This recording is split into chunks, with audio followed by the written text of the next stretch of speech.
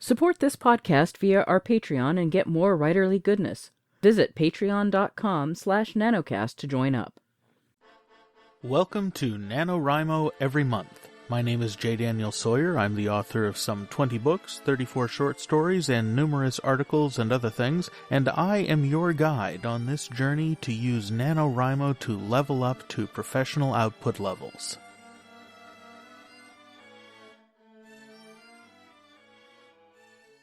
It's day 14. As you work through your story, you're going to find you run into things from time to time where you need to fact-check something out of your expertise. It could be you don't know how to spell a word and your spell checker doesn't have it in there. It could be you need to look up a date for something that happened that you're referencing in your story, or a point of science, or you get stuck on a scene you don't know how to finish it, and you want to skip ahead to the next scene because you're trying to write straight through, or what have you. This last bit won't apply to those of you that skip around a lot. Write the first scene, write the last scene, connect the dots, that sort of thing. That's a different way of doing things, and it's perfectly valid and, in my opinion, a lot more fun. But we're talking right now about things that trip you up as you're going straight through. The classic solution to these kinds of problems are to use brackets. You're going along, you want to know the date that Napoleon lost Waterloo. And you can't remember it off the top of your head and you don't want to break your flow, so you just bracket in Waterloo date and bracket and you keep going because you don't use hard brackets in your writing very much, so they're very easy to find on a find and replace. And then when you go through to proofread your book, you just look for the brackets, replace everything that's in them, and keep going. This is a really useful tool that's really easy to overuse. And you can overuse it in a way that'll create what economists would call an opportunity cost. For really quick basic facts, stuff that you know but can't call to mind, the brackets, in my opinion, are a really good way to go because the flow is wonderful, and particularly if you're new at this or you're under a lot of stress, a break in the flow can be a real big pain in the ass.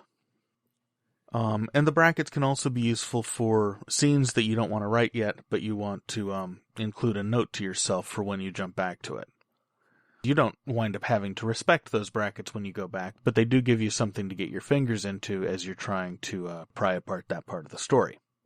All that said, when you're talking about something that could have an impact on your characterization or story, such as an item of fashion or an historical fact as opposed to just a date, or an interesting wrinkle in quantum theory or other scientific endeavor, anything that has the potential to open up another world for you, that you want to actually leave the manuscript for and go do your research and then come back. And the reason is that you may find something in that research that winds up being better for the story than what you had in mind, particularly if you had sort of a garbled version of the thing you're looking for in mind. This is especially true when you're writing science fiction, historical fiction, anything that's really deeply grounded in a real setting, whether that setting is future or past. With fantasy worlds, the setting is as you determine it, so that gets a little more squishy. But anything that's really deeply grounded, any fact that's deeply grounded in a specific context, when you go to do research, you run the risk, and it's a positive risk, of finding out some things that are connected to that thing you're curious about that will make your story 10 times richer, 10 times better, that'll open up avenues and potential plot threads that you hadn't even considered. It won't happen every time, but in my experience and the experience of a lot of other writers I've talked to over the years, it does happen often enough that it can be very, very worth your time to interrupt your flow to go do your research. Brackets are an incredibly useful tool. I use them promiscuously because I've got a mind that skips around a lot, as you can probably tell from listening to these recordings or if you've ever heard me on another podcast. And so I like to leave placeholders and breadcrumbs for myself. But in talking to other writers, I found the continuing theme of talking about this sort of opportunity cost. And so I started watching my own writing, and I found that they're right. There are times when it's better to go research than not. And there are also times when it's better just to leave the brackets.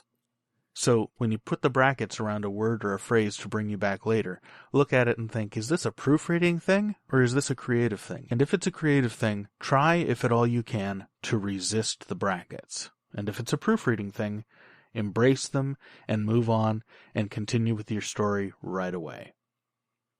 I'll see you tomorrow. NaNoWriMo Every Month is written and presented by J. Daniel Sawyer and produced by Artistic Whispers Productions. Visit our website at NaNoWriMoEveryMonth.com and leave a tip in the tip jar to support this podcast.